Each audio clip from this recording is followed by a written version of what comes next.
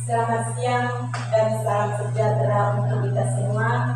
Assalamualaikum warahmatullahi wabarakatuh. Waalaikumsalam. Yang terhormat Kepala Sekolah SD Merit atau yang mewakili, yang kami hormati Bapak Ibu Guru Satuan Pendidikan Formal SD Merit.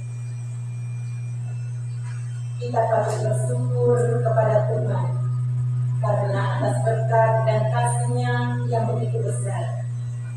Kita semua masih diberi nafas kehidupan dan kesehatan, sehingga pada hari ini kita dapat berkumpul di lembaga pendidikan tercinta ini dalam keadaan yang sehat. Pada hari ini teman guru kita Ibu Erni Sahara SPD melaksanakan kegiatan aksi nyata diseminasi budaya positif dengan tema menyebarkan pemahaman dan pengalaman penerapan budaya positif. Mari kita awali kegiatan kita pada hari ini dengan doa. Kita berdoa menurut agama dan keyakinan kita masing-masing. Berdoa mulai.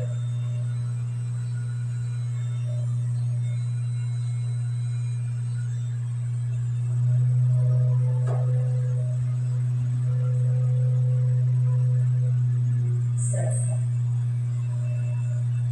Baik, hari ini kita langsung ke pemaparan materi oleh teman guru kita Ibu Erni Sahara SPD. Kepada Ibu kesempatan disilakan.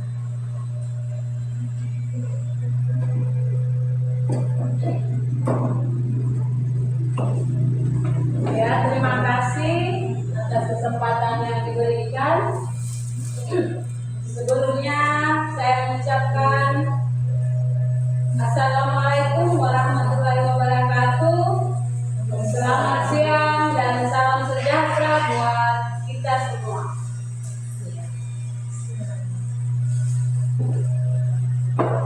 Terima kasih juga saya ucapkan buat Ibu yang mewakili kepala sekolah, juga rekan-rekan guru sekalian yang sudi hadir di acara saya hari ini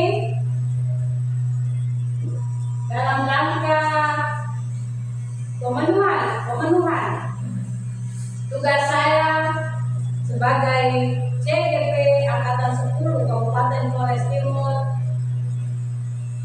yaitu melakukan aksi nyata pada modul 1.4 diseminasi budaya positif, penyebaran pemahaman budaya positif di SD Impres Mewek tercinta ini.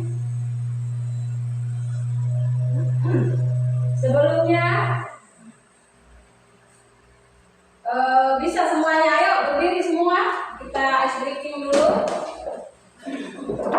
Silakan, ayo teman-teman semua berdiri. Ya.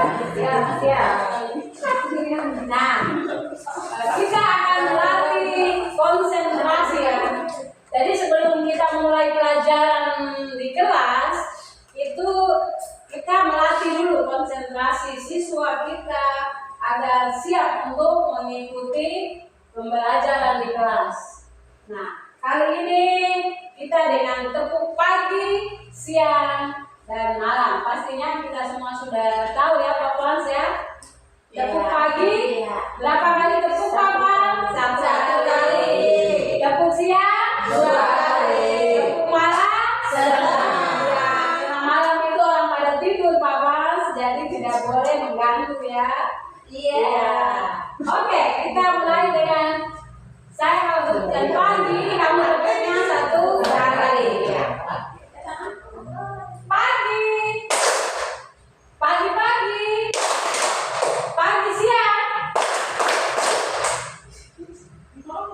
siang malam. Nah, berarti Ibu Lukmanya bukan konsen ya. Siap berbeda.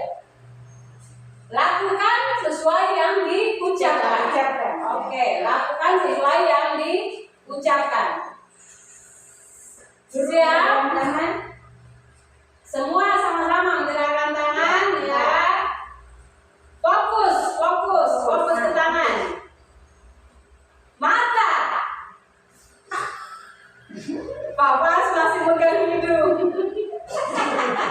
Berarti Papa belum konsentrasi. Lagi Papa. Iya, ayo.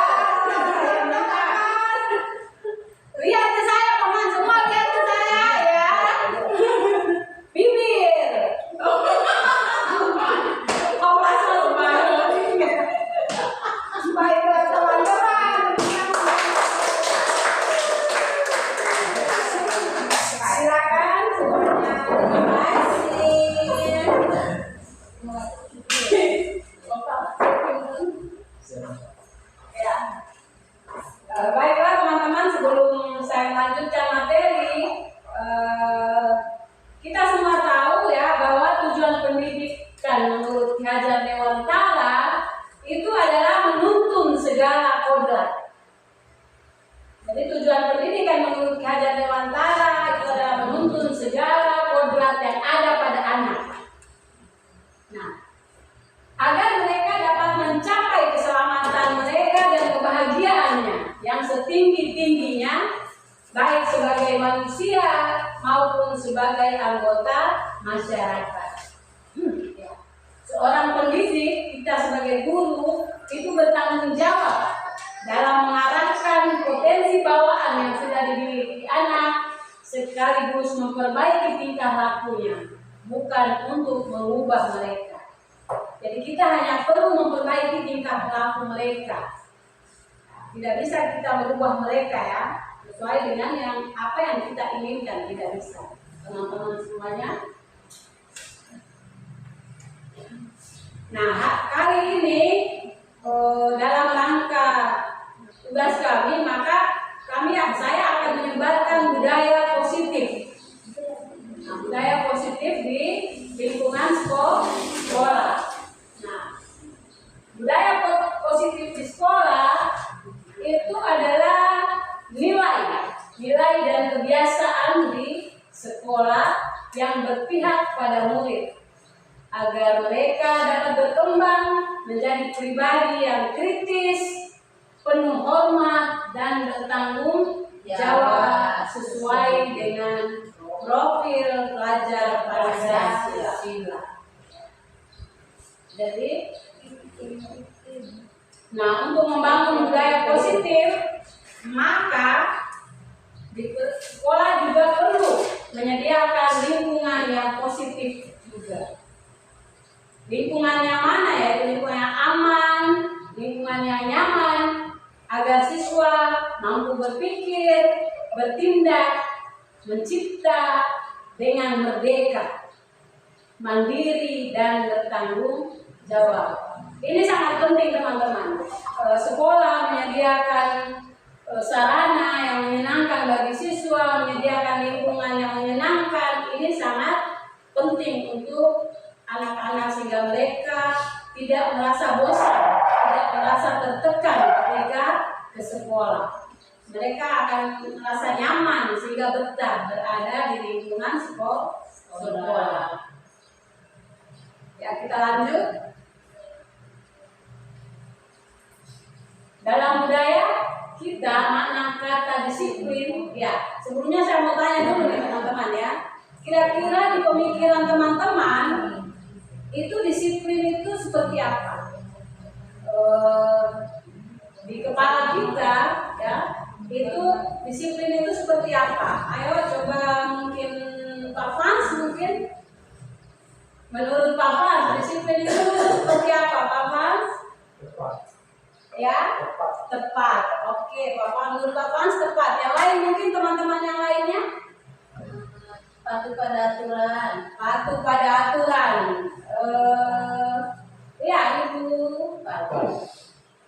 Jadi disiplin itu merupakan, kalau secara sederhana kita sampaikan bahwa disiplin itu adalah aturan atau aturan yang dibuat dalam satu lembaga untuk mengikat warga sekolahnya. Menurut saya. Ya, terima kasih buat Ibu Lut yang sudah menjawab pertanyaan. Jadi di kepala kita itu disiplin itu pastinya berhubungan dengan aturan. Ya, benar sekali ya. Disiplin selalunya berhubungan dengan aturan, peraturan atau Tata tertib. Ya.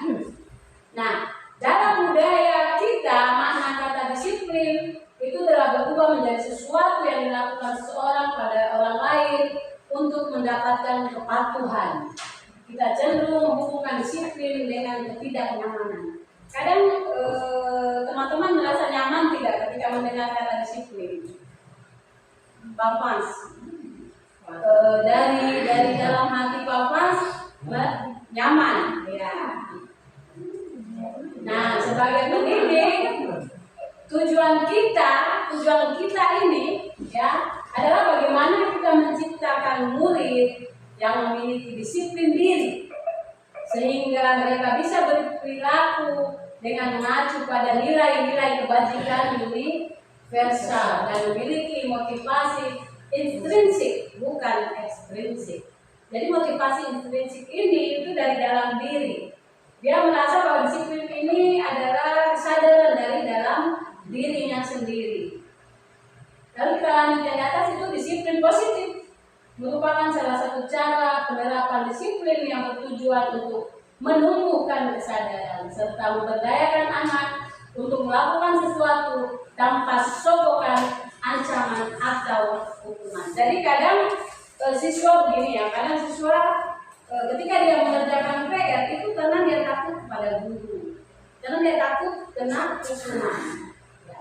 Ini yang harus kita hindari. Nah, ini yang bagaimana kita menerapkan ke siswa agar dia benar-benar menyadari bahwa disiplin itu berasal dari dalam dirinya sendiri, bukan dengan paksaan atau dia takut kepada kita sebagai guru ya. Contohnya begini teman-teman, ketika kita memakai masker itu untuk apa itu? Ketika kita memakai masker dari debu, yang melindungi dari debu. Artinya untuk kesehatan diri kita ya.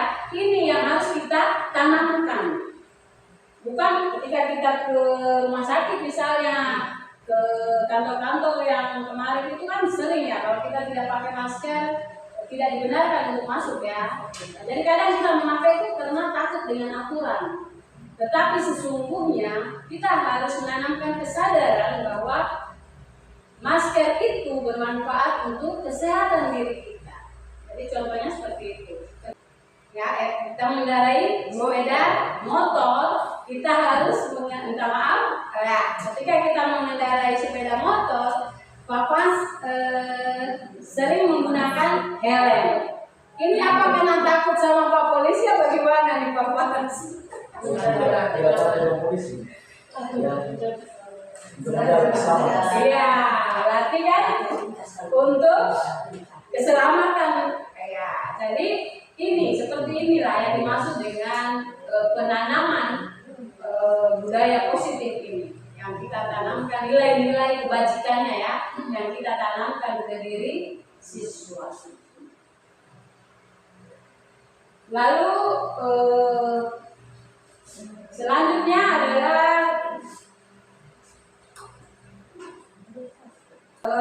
yaitu motivasi perilaku manusia. Ya. Nah, motivasi ini merupakan dorongan yang timbul pada diri seseorang secara sadar atau tidak sadar untuk melakukan suatu tindakan dengan tujuan tertentu. Jadi menghindari yang pertama itu jadi ada 3 ya. Yang pertama menghindari ketidaknyamanan atau hukuman. Dari murid melakukan disiplin itu karena ia takut. Ia takut dihukum. Ketika Pak Mas menyuruh siswa untuk mengerjakan PR, maka dia mengerjakan karena dia takut hukuman besoknya oleh Pak Mas. Dia takut berlutut, sehingga siswa mereka mengerjakan. Jadi pemberian hukuman ini kadang membuat siswa itu melakukan sesuatu yang kita suruh. Itu karena mereka takut ya. Nah, jadi itu motivasinya dari luar. dari luar diri anak, bukan dari dalam dirinya. Selanjutnya mendapatkan imbalan atau penghargaan. Jadi murid itu melakukan disiplin diri karena ingin mendapat imbalan tadi. Kadang kita sering ya mengiming-imingi mereka sesuatu sehingga atau pujian. Nah, ini juga merupakan motivasi ekstrinsik juga. Jadi bukan dari dalam diri anak. Lalu yang ketiga ini menghargai nilai-nilai kebajikan diri sendiri. Ini yang harus kita tanamkan di diri anak itu. Jadi mereka menghargai nilai-nilai kebajikan diri sendiri. Murid melakukan disiplin diri karena sadar akan nilai kebajikan. Jadi ini termasuk motivasi dari dalam dirinya sendiri atau motivasi intrinsik. Nah, konsep disiplin dengan identitas sukses, pemberian hukuman tadi dengan penghargaan tadi itu konsep disiplin dengan identitas yang gagal, teman-teman.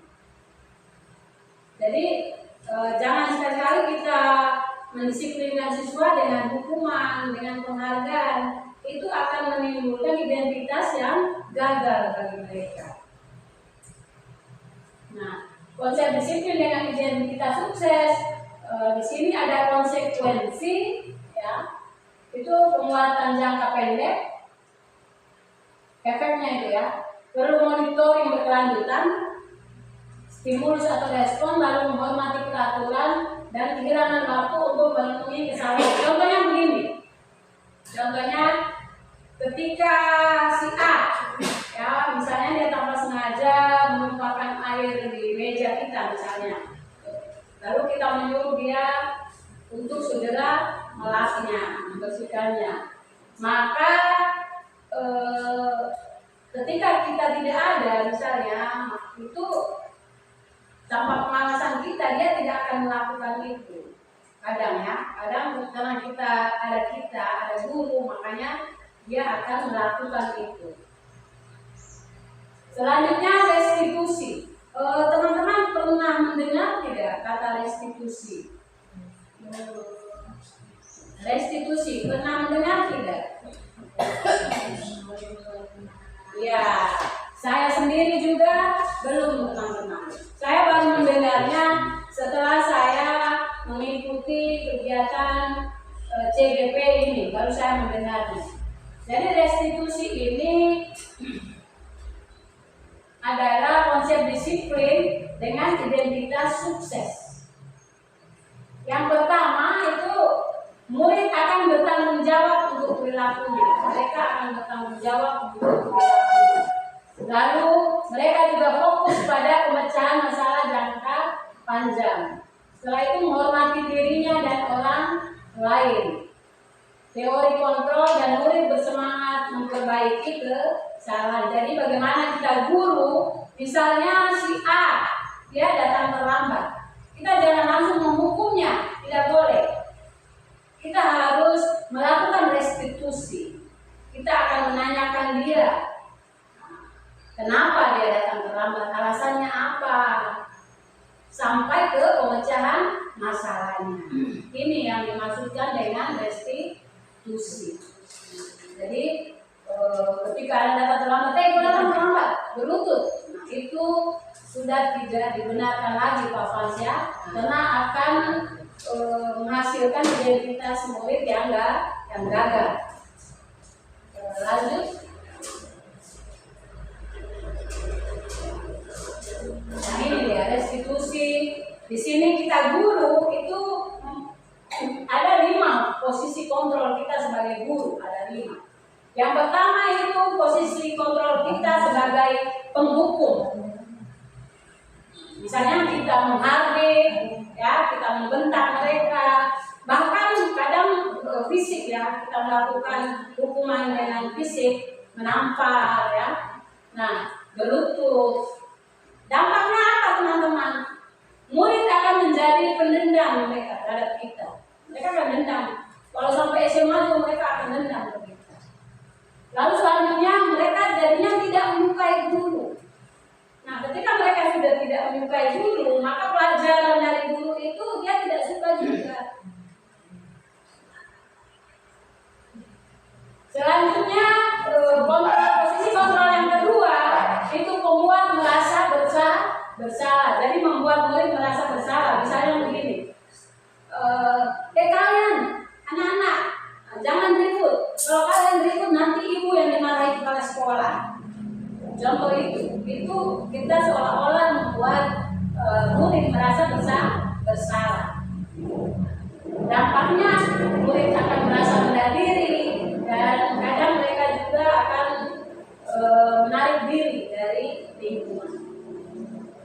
Lalu posisi kontrol yang ketiga ini yang sebagai teman. Sebagai teman ini ya seorang guru itu ramah, kita akrab, kita bersenda gurau ya. Nah, ini mungkin sering kita lakukan ya. Tetapi ada dampaknya teman-teman. Dampaknya di sini apa? Itu mereka faktor ketergantungan. Lalu mereka juga tidak mandiri. Lalu mereka juga kurang menghargai kita sebagai guru. Jadi ini juga posisi sering kontrol kita sebagai teman ini juga sebenarnya tidak dibenarkan juga. Lanjut. Ya kita lanjut. Jadi ada 5 posisi kontrol kita sebagai guru ya, posisi kontrol guru. Tadi sudah 3 ya, sebagai penghukum, ya, sebagai pembuat merasa bersalah dan sebagai teman. Ya. Yang selanjutnya yang keempat itu posisi kita sebagai pemantau. Posisi sebagai pemantau, ya itu kita guru sering atau selalu senantiasa memantau dan senantiasa mengawasi murid. Dampaknya apa teman-teman? Dampaknya murid akan merasa ya tidak sepenuhnya bisa mandiri karena mereka masih bergantung kepada guru. Selanjutnya posisi manajer. Nah, posisi manajer itu yang bagaimana? Nah, suara guru itu netral, lalu tidak emosional, tidak terlalu lama juga, ya, tidak terlalu lama, dan tidak bernada tinggi. Maka dapat tercipta identitas positif. Lalu guru dengan tulus mengajukan pertanyaan bermakna. Jadi ketika Anda berbuat salah, itu kita akan terus mengajukan pertanyaan bermakna. Lalu guru akan membimbing mereka dari pertanyaan-pertanyaan itu sampai murid bisa memecahkan masalah. Contohnya begini teman-teman. Ketika si A dan si B misalnya murid kelas 2 orang berkelahi ya. Lalu kelas itu harus memanggil mereka ya dan menanyakan dulu alasannya berkelahi apa. Jangan langsung memukul kelas. Ya. Jadi kita akan memancing mereka terus, bertanya terus alasannya kenapa, lalu menanyakan keyakinan ke mereka. Kira-kira keyakinan kelas apa yang mereka langgar? Mereka langgar ketika berkelahi keyakinan kelas apa? Kan tidak menghargai teman. Ya, itu yang mereka langgar. Lalu solusinya apa?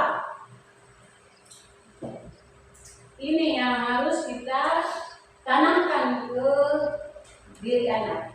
Kebajikan universal. Seorang anak yang datang terlambat kita panggil, kenapa terlambat?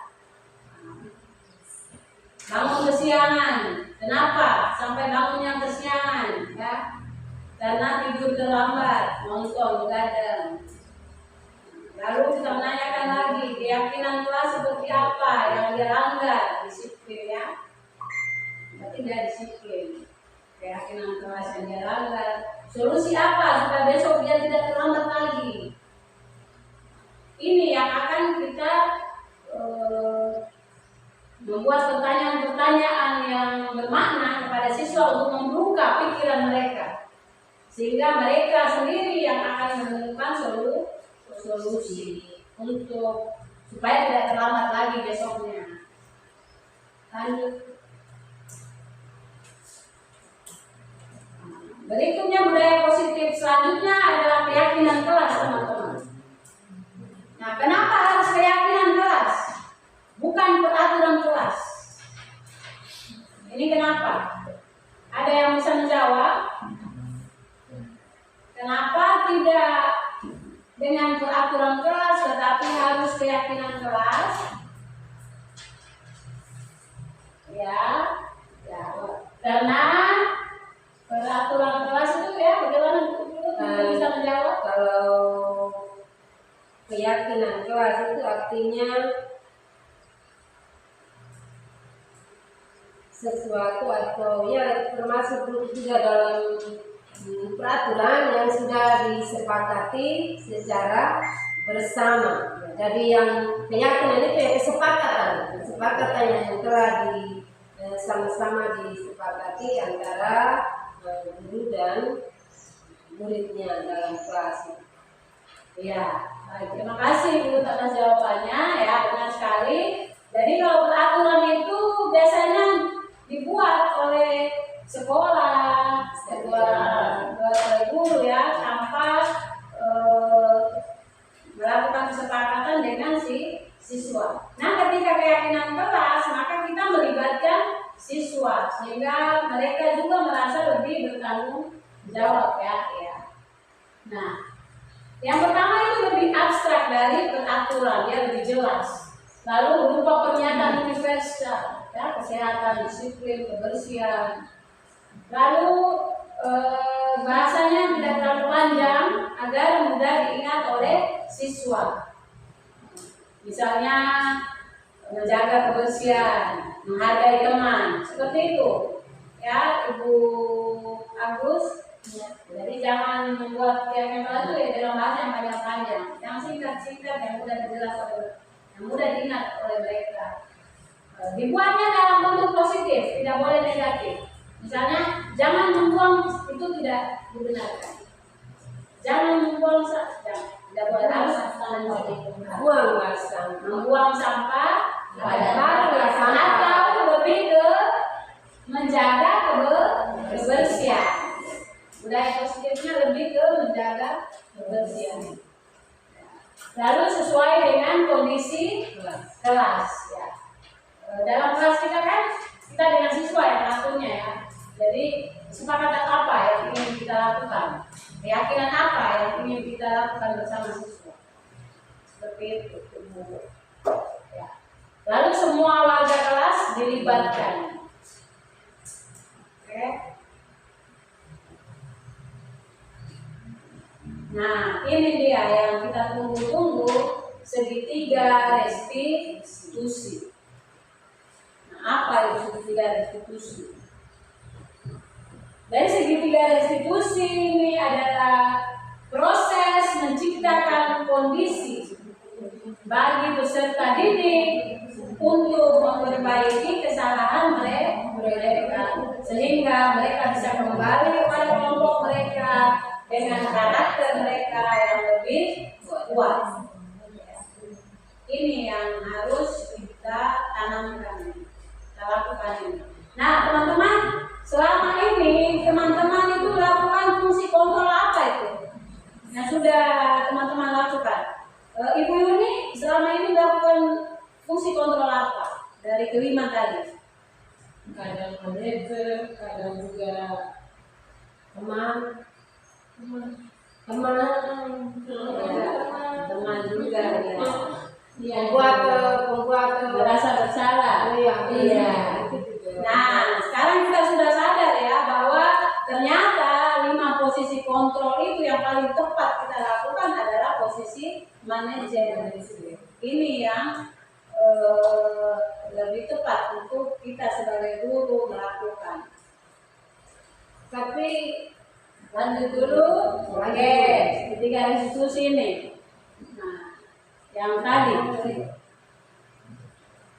Ya, 3 tahap penerapan segitiga restitusi.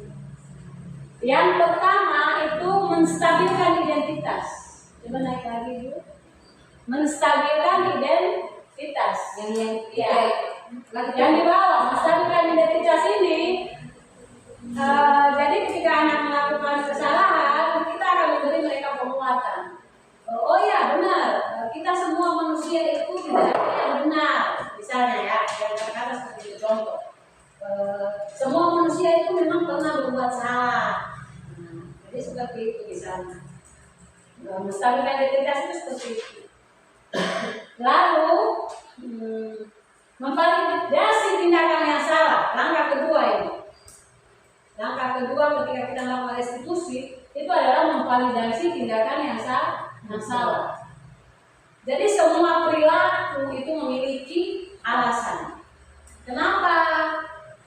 Alasan apa? Pasti dia punya alasan.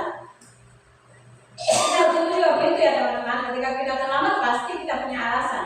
Oh tadi saya melayat dulu karena tetangga saya meninggal. Nah seperti itu. Jadi tidak bisa ketika murid datang terlambat lalu kita langsung memvonis dia. Anda datang terlambat, silakan berlutut. Nah, itu tidak bisa teman-teman. Lalu selanjutnya langkah ketiga setelah kita menanyakan alasan mereka, kita yang terakhir itu menanyakan keyakinan. Keyakinan itu apa? Keyakinan kelas apa yang sudah mereka langgar? Keyakinan sekolah apa yang sudah mereka langgar? Nah ini yang perlu kita tanamkan ke diri peserta didik kita, sehingga motivasi ini akan muncul dari dalam diri siswa itu. Jadi disiplin itu akan muncul dengan sendirinya dari dalam dirinya. Prinsip tadi ya. Contoh kasus coba kita lihat di sana ada video.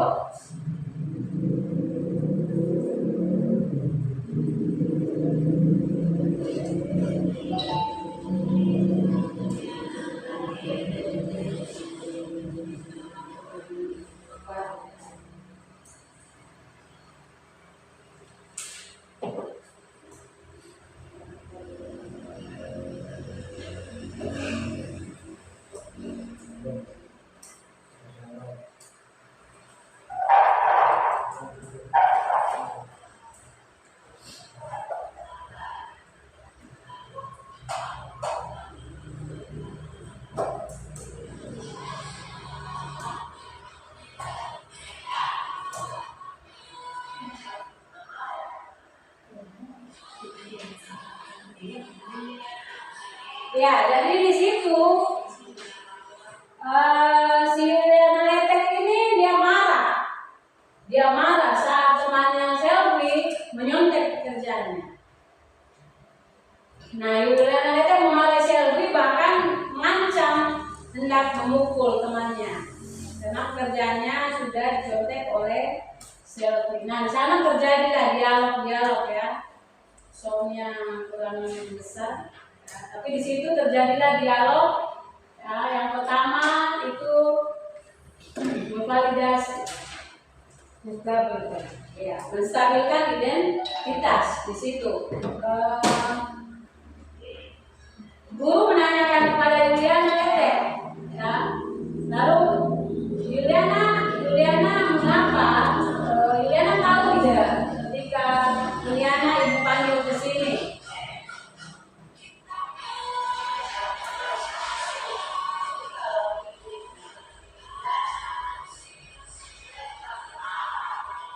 Ya, jadi kalau ibu menjadi Yuliana, ibu juga pasti marah ketika ada teman yang menyontek pekerjaan kita.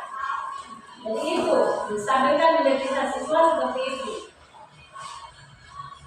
Dari situ terjadi dialog terus antara seorang guru dengan siswa.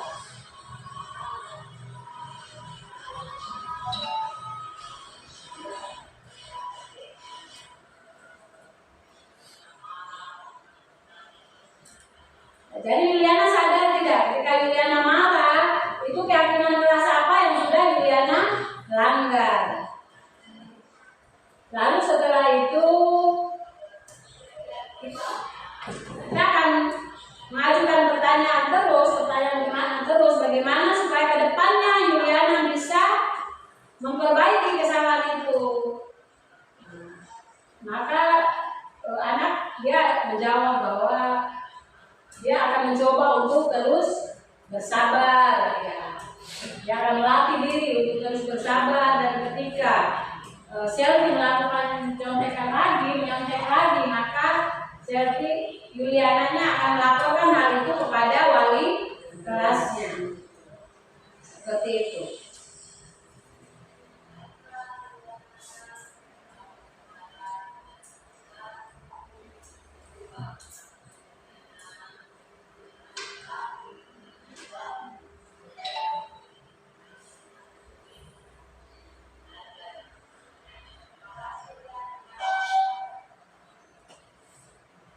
Nah, seorang guru diharapkan berada di posisi manajer, sehingga guru dapat menerapkan disiplin positif yang berpihak pada murid yang memerdekakan murid.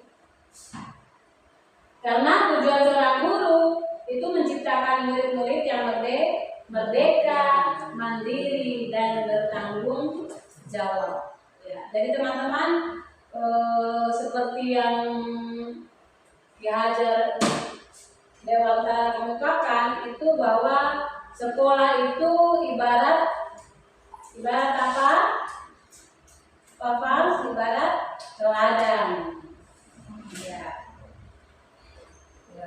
Kita guru itu diibaratkan sebagai petaninya, sedangkan siswa itu diibaratkan sebagai bibitnya. Jadi bagaimana kita seorang guru itu menjaga, memupuk, memelihara ya bibit itu agar dia tumbuh dengan subur, dengan baik. Walaupun bibit itu unggul, ya, tetapi ketika kita guru tidak bisa, seorang petani itu salah menjaganya, tidak memberinya pupuk yang baik, ya. Pasti bibit yang unggul itu tidak akan tumbuh dengan baik. Ya, seperti itu juga dengan peserta didik kita. Nah, karena hal inilah maka budaya positif ini perlu diterapkan di sekolah. Demikian teman-teman pemaparan materi dari saya. Ya. Kurang dan lebihnya saya minta maaf kalau ada kata yang salah, ya. Dan terima kasih atas perhatian teman-teman semuanya. Selanjutnya Ibu Yuni, saya serahkan kepada Ibu Yuni untuk kegiatannya. Mungkin ada pertanyaan. Umpan balik penguatan dari teman-teman. Baik, untuk teman-teman semua, setelah mendengar pemaparan materi dari teman guru kita Ibu Erni Sara SPD, mungkin ada pertanyaan yang mau diajukan, kesempatan diberikan. Atau kalau bukan pertanyaan, mungkin ada penguatan untuk Ibu Erni, kami silakan. Ya, untuk Ibu silakan. Terima kasih. Jadi secara umumnya kami teman-teman merasa sangat bersyukur karena dalam waktu yang singkat tapi kami sudah bisa tidaknya tahu bahwa yang namanya disiplin positif atau budaya positif itu yang seperti tadi Bu Erni Sahara CGP Angkatan 10 sudah memaparkan, itu ada 3 restitusi, ada 5 posisi kontrol guru. Jadi kita sudah bisa mengetahui bahwa kita sebagai guru itu berada di posisi yang mana saja. Jadi terima kasih sekali Bu Erni, karena kami juga hari ini dan tahu juga ada yang namanya restitusi segitiga. Restitusi segitiga yang tadi ada 3, ada yang stabilkan, ada menanyakan ya keyakinan, dan yang ketiga ada 3 segitiga restitusi. Jadi terima kasih banyak, hanya itu saja. Terima kasih Ibu Karisa. Mungkin ada teman guru yang lain mau mengajukan pertanyaan atau pendapat atau penguatan.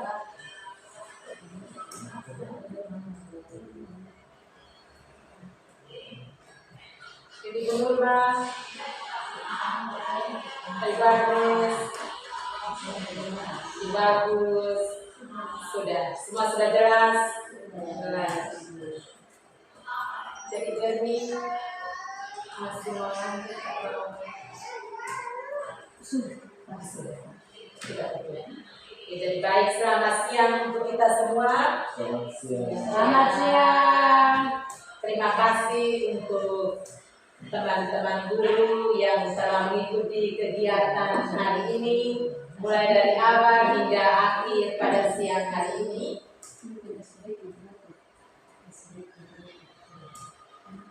Sebelum kita menutup kegiatan kita dengan doa, mari kita tutup kegiatan kita dengan ice breaking penutup. Kepada Bapak Ibu guru, teman-teman guru sekalian diundang berdiri. Ice breaking penutup ini biar saya saja. Iya. Oke, kita mulai anak sedikit dulu. Coba berikan. Ayo.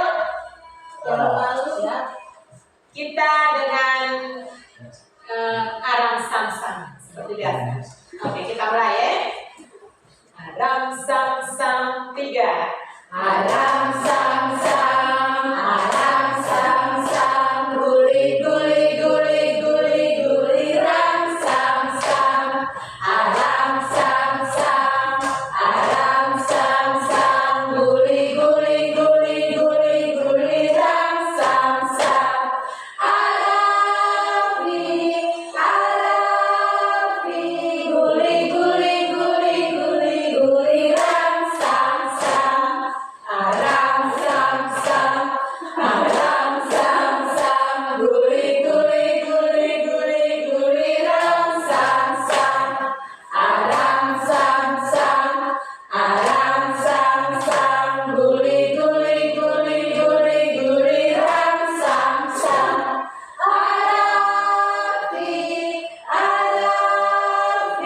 guli guli guli guli guli ram sam-sam. Oke, sekali lagi kita dengan tepuk 10 kali 10 hore. 1, 2, 3, 4, 5, 6, 7, 8, 1, 2, 3, 4, 5, 6, 7, 8, 9, 10. Hore! Oke, mari kita tutup kegiatan kita ini dengan doa penutup. Kita berdoa sesuai dengan ajaran agama kita masing-masing. Berdoa mulai.